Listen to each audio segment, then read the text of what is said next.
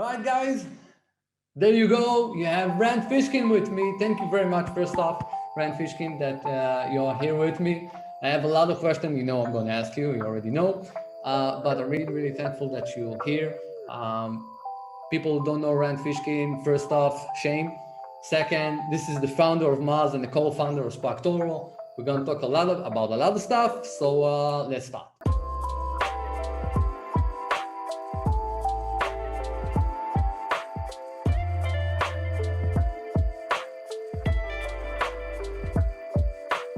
I have a couple of questions, I want to ask you that probably whatever time you can make for us.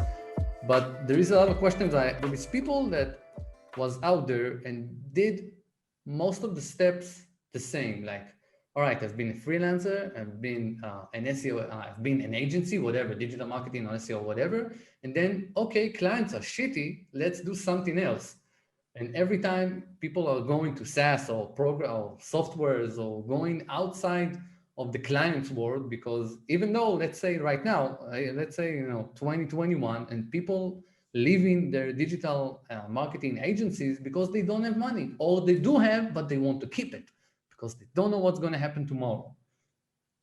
So like, what do you think? It's supposed to be always the path, or it's supposed to be like, keep your own business, bring more clients?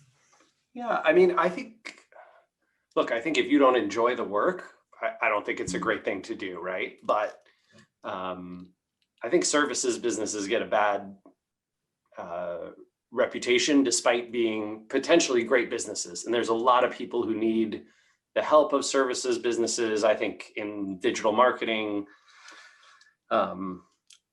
I think that's going to be a growth industry for a decade or more to come, right? There's just so many people who need the help, so many people who can't do it themselves, or it doesn't make sense to do it yourself. For 90% of businesses, 95% of businesses, don't build your own digital marketing in-house team, hire an agency. They're going to do way better for you, right?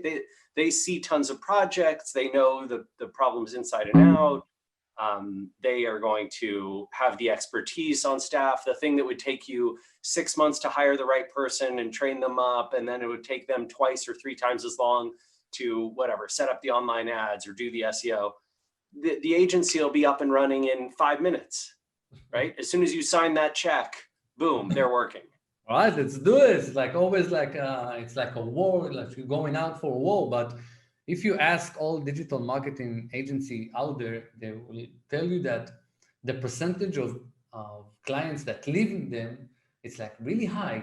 You can be the best. It doesn't matter. It's like they live in you really, really fast. It can be for any reason at all. It's stupid. Yeah. And I don't think that's necessarily a problem, right? There's so much demand that I think one of the problems agencies have been told and trained to focus on client churn instead of told to focus on serving clients well and expecting them to be short-term.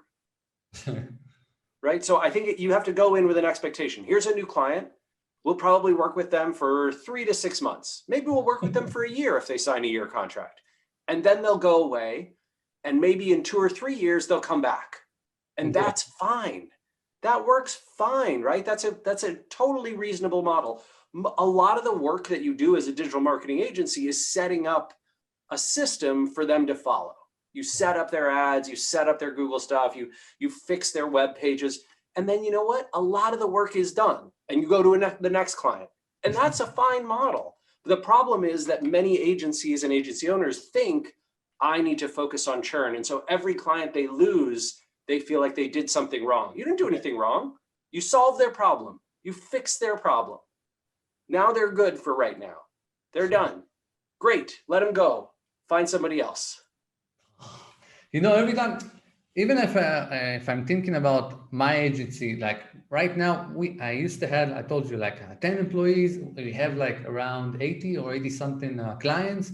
And then, even kind of a big names here in Israel, networks and stuff. And then I saw every time that client left me, I already did like every employee that has his salary, I built his salary on the amount of customers he have. Because like if you have any customers you have, you can make 5% of what he's paying to my agency. And then like every time a customer left, it's not even a bummer for me, it's for them. It's like, damn, I lost like $500 in my salary just because he left. And sometimes, most of the time, it's not even his fault. And I was like, all right, let's go on. Now, if you remember, the people that are doing SEO, they're not marketing people. They don't know how to market themselves. It's either you're doing the SEO or you talk to people. You can't do this together. And every time I saw it happen, like, my employee came to me like, all right, let me go out and bring customers. I don't know how, but let me do it. People ask me like, what do you think is supposed to be the path for the online digital marketers out there?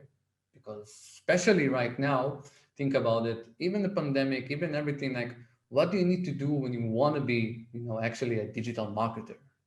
Because a big name, it's a big title.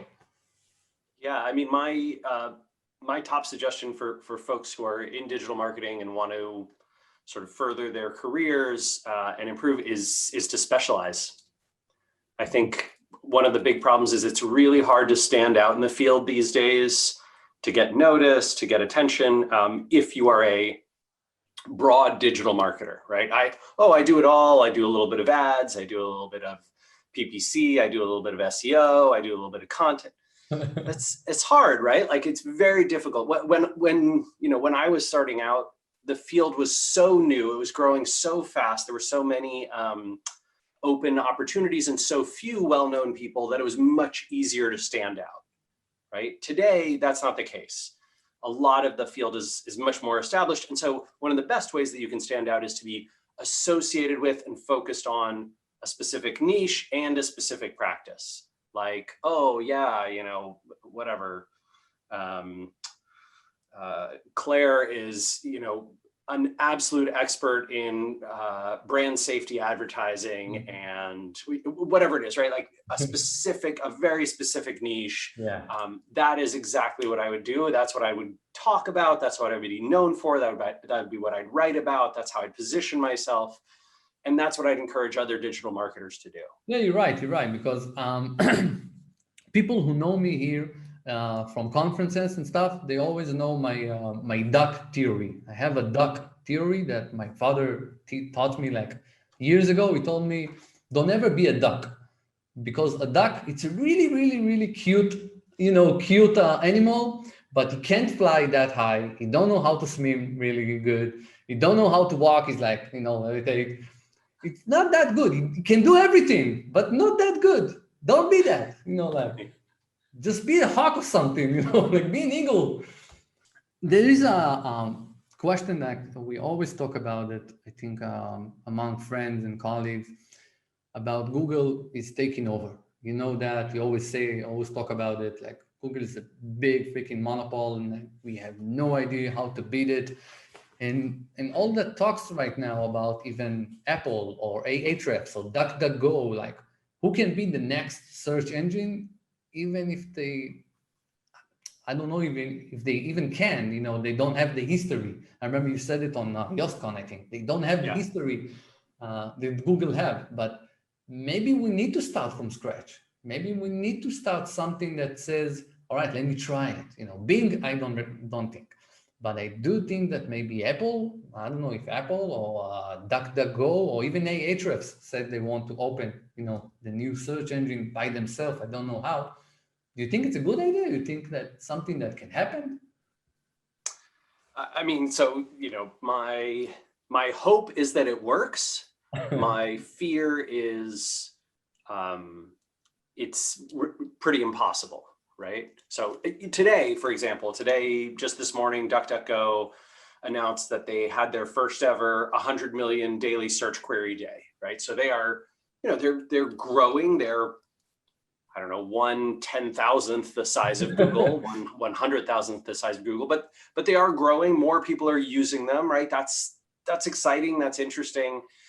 But it is, I think, not going to be very successful until or unless there is one of two things. I think either Google will be self-defeated from the inside, right? So I see signs, for example, right, that Google's internal culture is struggling very much, right? There's sort of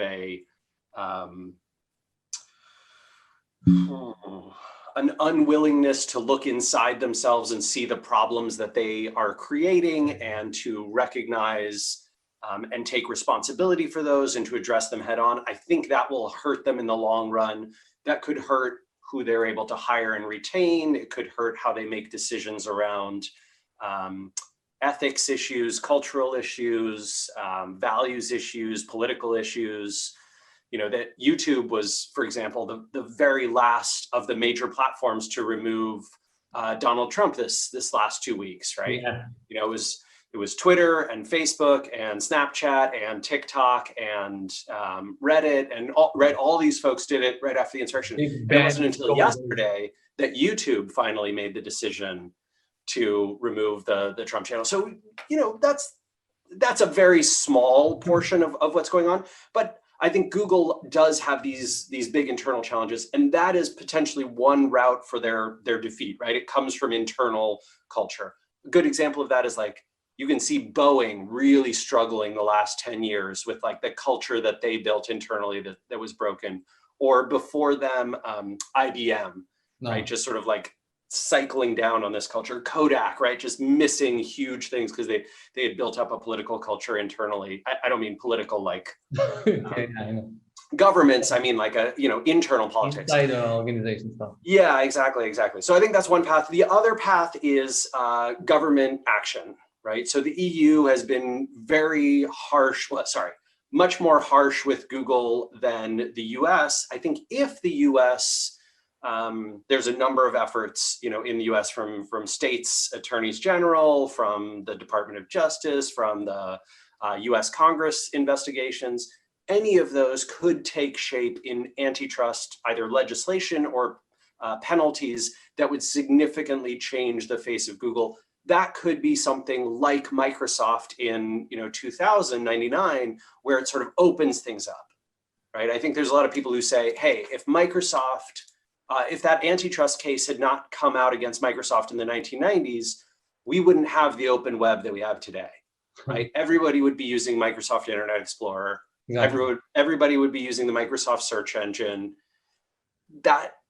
Microsoft would probably own or control, if not all of, at least many of the major social networks.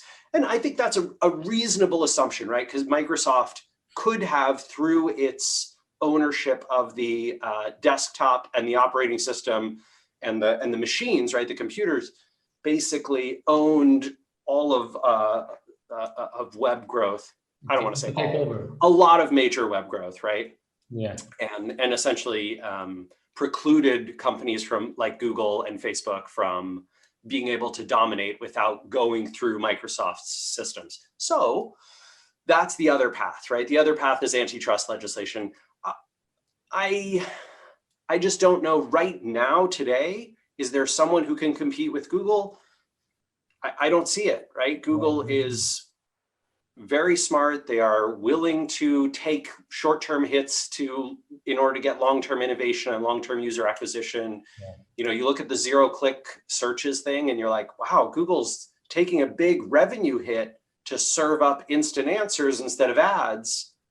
Why are they willing to do that? Because they would much rather have people addicted to their search engine than have people sort of, oh, well, I clicked the ad, but maybe I'm not quite as happy with Google as I might have been. I didn't get the answer as instantaneously as I could have.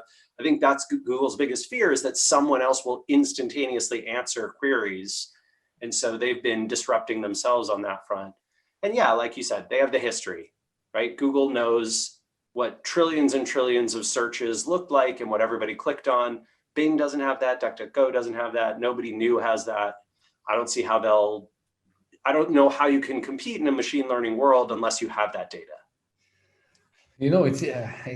It's driving me crazy, because every time I think about this being a company, I'm saying like, let's think about Google before they, blow up. there was a company, a small company, they did the search engine, then they grew up. Maybe this is normal. Maybe this is a natural growth, to say, all right, we have the data.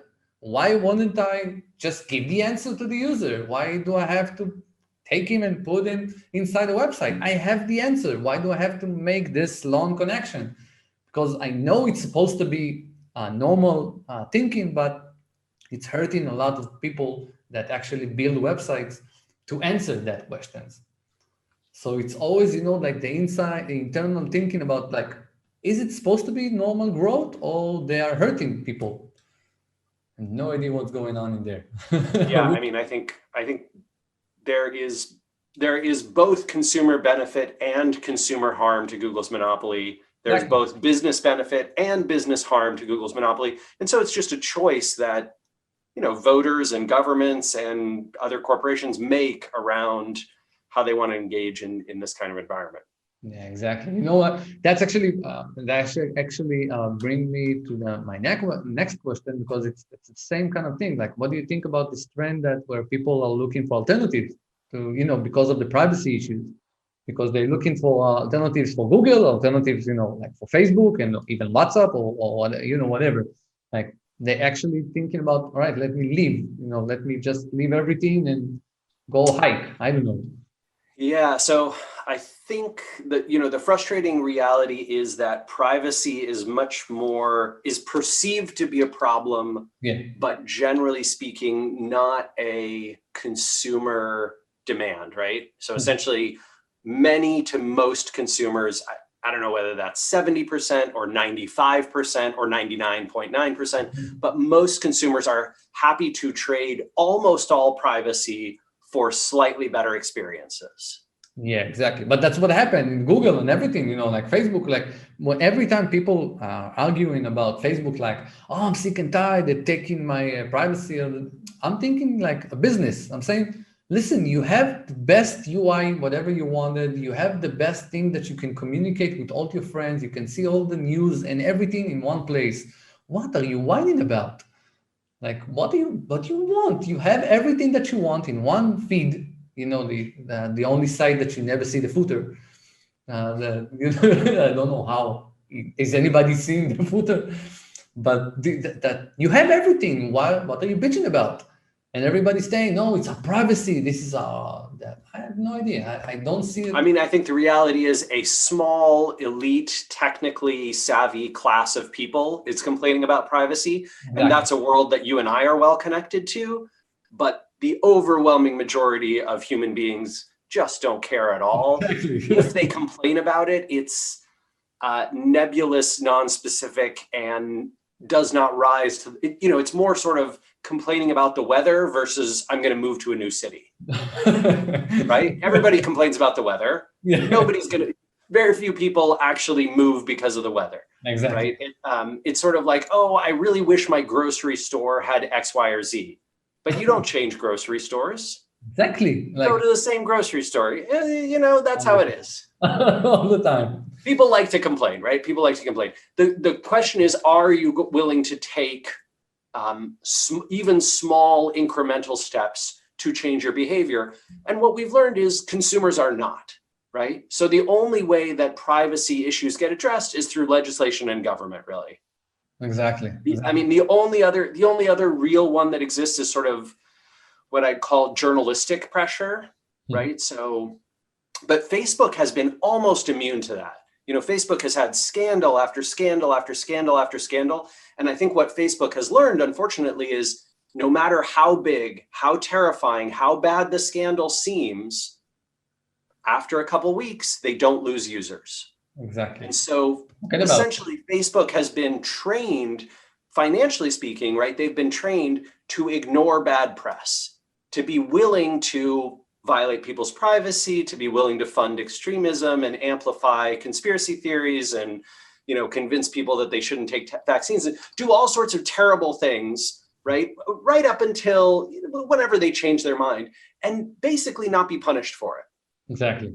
Right? Like people like you and I might complain about some behavior that Facebook has. Oh, the Facebook personalized advertising is both an incredible waste of money and also a big privacy violation and amplifies all these problematic issues. And Facebook's like, yeah, but we have the users. What are you going to do about it? Exactly. And every time they can just ignore it. They can ignore it for years and years. It doesn't matter to them. You can't do anything, like every time I even think about like, all right, so let's leave it. Let's leave Facebook. Let's do something else. What you gonna do? Run across the street with a board like, hey, log in. Like it's not gonna work. I know. I think this is one of the challenges of kind of the societies that we're in of late stage capitalism combined with monopoly power is that, Facebook, Google, Apple, Amazon, they can largely ignore even very problematic issues that deserve a lot of criticism because of their market prowess and power. And so, the world that I want to live in is a world with lots of small and medium businesses, because those businesses, because they have lots of competition, they are susceptible to pressure, right? Consumer group doesn't like them, they're going to change direction pretty quick. Journalists are giving them a hard time about a problem. They're going to try and improve on it. Governments are coming down on, they're going to try and change. Unfortunately, in a world where you have a monopoly, right? Google is like, come at me, bro. Exactly.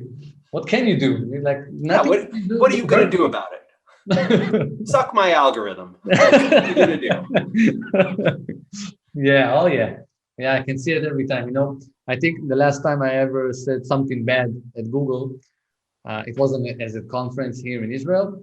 It was a WordPress conference here in Israel. And they told me, and they wanted me to talk about Google and how to search better and how to see some stuff. And I even talked about cross promotion, a lot of stuff. And then I said in the middle of my lecture, I said like, listen, you need to understand Google here in Israel are kind of still stupid here, because there is a lot of stuff that can work here. So I said, like Google, I think is stupid. The second I said that word, all the electricity went out. In the middle of a lecture, I'm just standing on the stage, I have nothing, I have no screen, no nothing. I'm just standing there with a microphone that doesn't work. And I'm like, can you hear me now? I'm sorry. It was really, really, I think that was the last time I ever say something bad about Google. And still here I am complaining about them. It's only because I want to be a zebra and I don't want to be a unicorn. Just so you know, it's always in my head. Way to go, Shmuel. I like to be a small business. I like it. I don't like to be a major, something that I can't even think about it, because even when people, me and my brother, we came up with Hiver and we saw a couple of, investors and stuff. And one of them came to me and told me, listen, I want to put money in it, but I don't see the exit strategy. I don't see it. I said, well, I want to be a good, big company. What do you want? He said, yeah, but we want to sell it sometime. I said, no, I don't want to sell it. I'm not, what, why? What are you selling something I didn't even started? What do you want from me? He said, listen, I'm willing to do that. All right, we give you $500,000, it's supposed to be. I said, no, I'm sorry. And we turned out one of the biggest bank here in Israel just because of that. I said, no, I'm not looking for an exit strategy. I want to be a nice big company that actually will have thousands and tens of thousands users. That's it. And I know how to do it. Just give me the opportunity. He said, I want an exit strategy. I said, I don't. And that's it.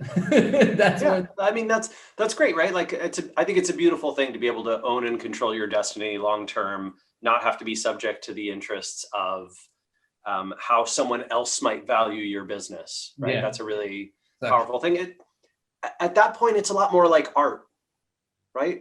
When you create whatever it is, fiction, stories, artwork, movies, television, if there's no commercial interest, if it's purely for you, you don't have to care about what other people think. You're doing it for your own satisfaction. And I think what is awesome about a market, right? What's awesome about capitalism is capitalism decides which of those pieces to reward and how much, but you don't have to play the game unless you want to. That's what I love about capitalism is you get to play the game to the degree that you want. What I hate about capitalism is when companies get really big and powerful and they're able to exert their own self-interest across markets, big and small. Then you get real conflicts and problems. But this idea that everybody gets to do the thing that they want and they get rewarded financially for it, however much that's valued in the marketplace, what a beautiful thing. And if you don't need a lot of money, great, you can do only the thing that you want to, as successful as it is or isn't. Exactly. Oh man, that's truly beautiful, right? Yeah, that's something that I work on it, a lot, because I remember I had the talk with my wife, my first wife, and we had about it, like, I'm going to do it. I'm going to do Hiver because this is something I want to do. I want to make my employees work better, maybe my colleagues. I don't know. I want to do it. It's not easy because we have to fund it, like from our own pockets. And then we started, and like it was like every month it was around $10,000-$15,000 just for the tech guys, just to make it work. And then all the bugs and all the features, and then what do you want, what you don't want, like every time, because of your book also, like the thing, like, all right, let's get bigger. No, let's get it done. Don't make it like bigger, because a lot of people came to me and said, yeah, but what about backlinks? Do you see the backlinks? And what about articles? Can you spin articles and can do this and this? I said, I don't want to do it. I just want a task management tool with some ranking, so people can rank, rank checking, every day. And that's it. I want a correlation between them. Even if I will grow to a community. People will share the templates and do bigger stuff with inside the Hiver, but I don't want to make it bigger because I'm afraid that every time I was thinking about Moz, like Moz was an SEO tool, then became a social media, social marketing tool. It was like, I even thought about like, I'm not so sure this is something I can work with, because I didn't know what is going on right now. And as you said, I think it was the book, or I don't know if it's an interview or on the book, you said like people came to you and you started suggesting them other tools. I think that it was a combination of, it's self-reflection, right? So there's kind of you analyze, hopefully, right? If you're trying to improve as a person, you analyze your own past behavior and you try and figure out, why did I make these decisions that went well, and why did I make these decisions that went poorly, and why did they go well? What were my incentives? What was my thinking? And then also, I think you try and gain a lot of empathy for the market, right? For individual people. Like, I talk to folks like yourself and have conversations about, what do you use and why do you use it? And, for the last couple of years at Moz, a lot of my conversations were, why Ahrefs and SEMrush? Like, why those two companies? What do they provide? And, I'd walk through like, hey, I've used these tools a lot too. I see these sorts of data problems. Like, one of the things that always surprised me was data accuracy. I thought data accuracy was super important. SEOs don't really care. They don't really care. That's not an offensive thing, right? But like, for example, I would show, hey, here's ranking data, right? And here's like 5 or 6 different platforms that provide rankings data. And here's what Google's actually showing. And it's really different, right? Like, the numbers you see, SEMrush was really bad for a while. I don't know if they still are. Maybe they're much better now. But for a long time, SEMrush was just terrible in terms of like, they'd say something ranked somewhere. It didn't rank there. I don't know where their data came from. Maybe it was old. Maybe they were getting different data centers. Maybe it was geo problem. I don't know what it was. Whatever the case, SEOs didn't give a crap, because all they did was take that data and show it as reporting. Exactly. Right. And so, in aggregate, it was showing enough accuracy. It wasn't accurate, but it was directionally indicative. And that was all they needed. They needed scale and directionally indicative. And Moz was very focused on every single result that it shows you has to be perfectly accurate and auditable, right? So every time it shows a ranking, you have to be able to click to Google. And if you're in the same geo that you told it to track from, it better show the correct ranking. Exactly. You know what? Maybe 5% of the market cared. Not even. I don't even think 5% of the market cared, because what does it matter? What does it matter if your ranking tool is inaccurate? It doesn't. We were obsessed. We thought data accuracy was so important. Links were the same story, right? Yeah, So exactly. we went to Ahrefs link index and we analyzed it. We're like, oh my God, so much of this data is untrue. These links no longer exist, or maybe they never did, or these links, say they're followed, but they're actually no followed, or these links say they point to this page, but they actually point to this page. What's going on? There's all this stuff, blah, blah, blah, blah, blah. We were like, oh, Ahrefs is way over counting links. They'll say there's 5 times as many links to a page or a website than there really are because of whatever, rel canonical or blah, blah, blah, blah. So we were like, well, our link index is going to be so much more accurate. Did people care? No. What do SEOs really want? They want the largest count of links. They're not going to go through, right? They don't go through all 1,000 links and check whether they all exist. No. They don't care that 100 of those links are actually from what is really one page that's just been, recreated a bunch of different ways. They don't care. They like seeing 1,000 links. 1,000 links looks way better than 100 links. Exactly. Show me 1,000 links, right? Give me that number. So, that was one of those like really hard things to learn, that data accuracy and precision was not nearly as important as we thought it was. In fact, it might have even been hurting us in terms of, we were spending, Moz's engineering team was spending inordinate amounts of time trying to be accurate when it should have been, nope, get it good enough and then build more features. Right? Because SEOs, almost all software, this about the software world, almost every software company will tell you the number of features is not a differentiating factor. That is not what people choose on, except in SEO. In SEO, people choose on features. they look like specific. No, let's see. They have the backlinks in this and this. It's like almost the same. It's like almost the same. Yeah. Everybody talked to me about hybrid. Like, all right. So do you have this and this? I said, focus. I'm not an SEO tool. I'm not even competitor to Ahrefs. I say much. I don't want to be there. I am the first task management in the world that doing something specific to SEO. That's it. And but do you have backlinks? Man, leave me alone. It's always the same. How are you tracking featured snippets? Can you show videos that show up in Google News? What about Discover?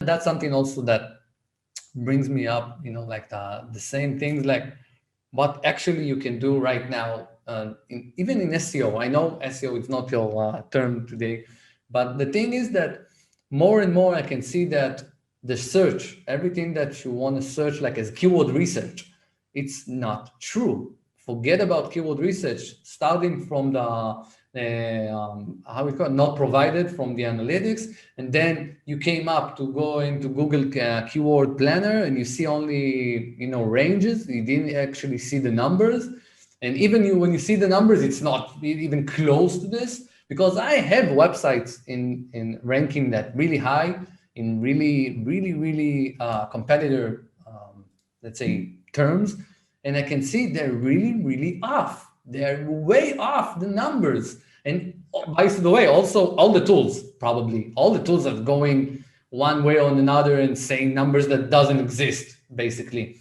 Only if you ask actual bloggers, because the bloggers know how to answer questions. And when they answer questions, they have if you look up these questions in Google search, keyword planner, whatever tool you're using, you will see it's 10, 20 searches per month.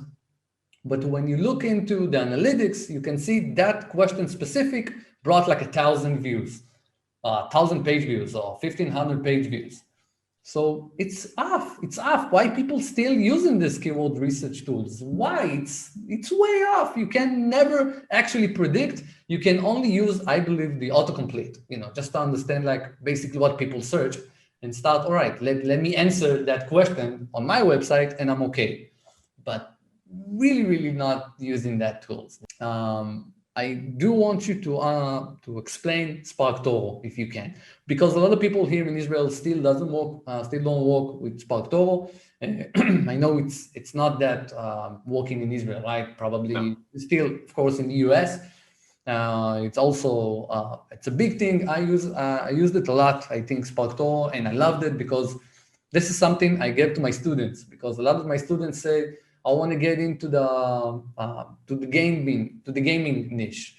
I want to get inside the online marketing niche, or I want to go this niche. I said, all right, start on SparkToro.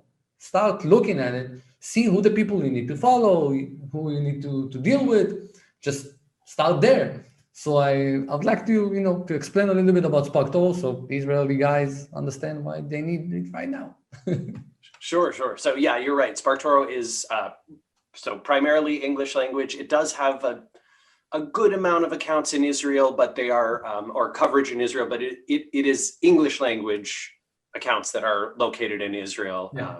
It doesn't index very much Hebrew at this point. No, that being said, the concept behind SparkToro is essentially we'll go out and we'll find, okay, Shmuel, here's your LinkedIn profile, and that connects to your Twitter profile, and that connects to your Facebook, and here's your website and your personal web page and your Reddit account, your YouTube and your Pinterest and your Quora and your Medium and your GitHub.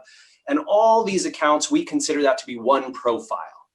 And we will basically take that profile, that profile, and look at what's in the about text, what's in the bio, what are you sharing, what URLs and websites, what words and phrases are in your content, what are you following? And then we will anonymize it, right? We don't actually care who you are or your name or your location or any personally identifiable information, but you can see software founder located in Israel. Okay, SparkToro has, I don't know, maybe 412 profiles of software founders located in Israel. What do they follow the most?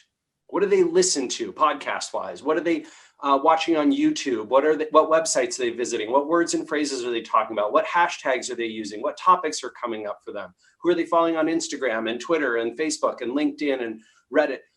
And that is the data that you can see in aggregate about any community where we've got, at least a couple hundred profiles. So you could answer the question, what do interior designers in California pay attention to? What are chemical engineers in the UK listening to? If I want to go sponsor a podcast and reach people interested in Dungeons and Dragons, the game, where can I do that? Like which podcast should I sponsor, and who should I try and influence, and which social account should I get to amplify my Kickstarter campaign or whatever? Those questions were really hard to answer before SparkToro existed. Like you'd have to go Google yourself, interview, run surveys and interviews, or manually, find a list of your customers and potential customers and go crawl all their social accounts and download all this data and analyze it yourself.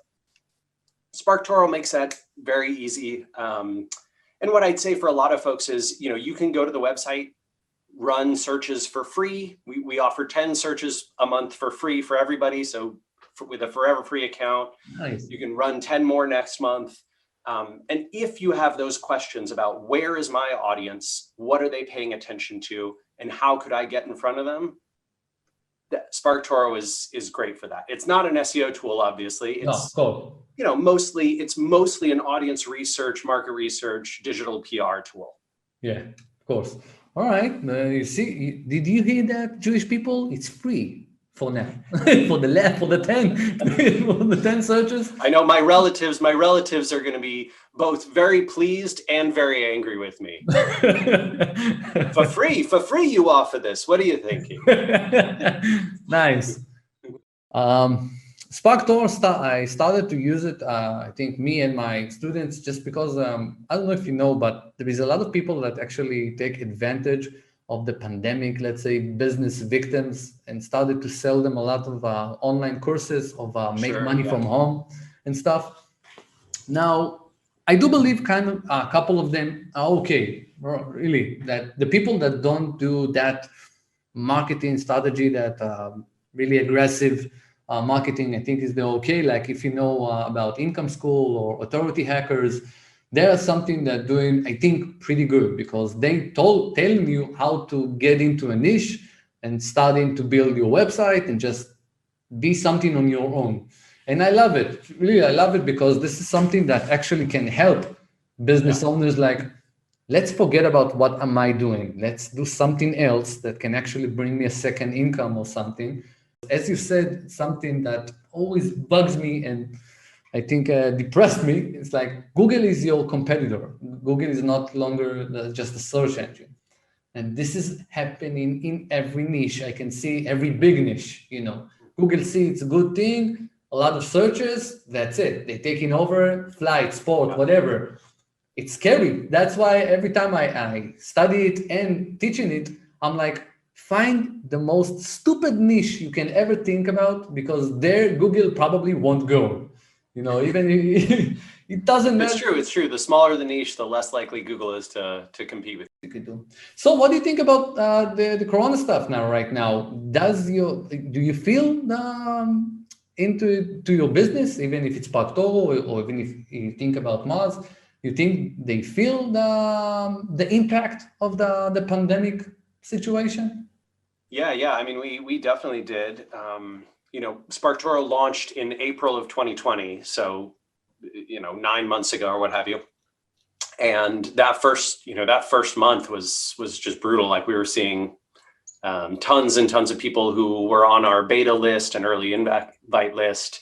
We'd email them with, hey, check out SparkToro, like we just launched, and they had been fired from their job or quit, whatever, like just so many people who had lost their job. And that was pretty intense. I think, reality is that there's been a decent amount of, what do I want to call it, activity and healthiness in the upper echelons of the economy. So sort of the information economy, the technology economy, most of us in marketing and tech are in that world. Where the pandemic has been truly brutal is for, the 40 to 50% of Americans and many folks in other Western countries who are just not in what I'd call like higher tier, higher paying jobs, right? The people who are already suffering in modern economies are suffering much worse than the people who are doing well. And that absolutely sucks. A lot of people talk about the K-shaped recovery, right? Where essentially the upper tiers of the economy, the parts that were already doing well, the people who are already making money, those are recovering very fast. And the people who are at the bottom, they are slipping down further, right? So you get this sort of K shape where it bifurcates. And that's absolutely what we're feeling in the United States. And certainly with SparkToro. I'm not sure how Moz is doing. I know they were doing reasonably well as of last summer when I stepped down on the board from the board, but I haven't heard how the last 6-7 months have gone. Really? But yeah. I did see that Israel is currently the world leader in vaccinations. Yeah. So that's super exciting. I think Israel might be one of the best. Yeah, one of the best places to be in 2021 is probably Israel. So much not. I'm just not. A big no. Just imagine a big no on my screen. Believe me. Really, that's the only thing we can right now just to say, hey, we are the winner in, it's kind of stupid because look what we competed with. Yes, we have a lot of shots, people taking a lot of shots. And this is really weird time because I don't remember when was the last time I played ball, when, I played pool or whatever. I don't remember. I actually don't remember. I sit with my wife, I said, when was the last time we've been to the movies? When was the last time we heard about a new Marvel, movie and we went out? No, it doesn't.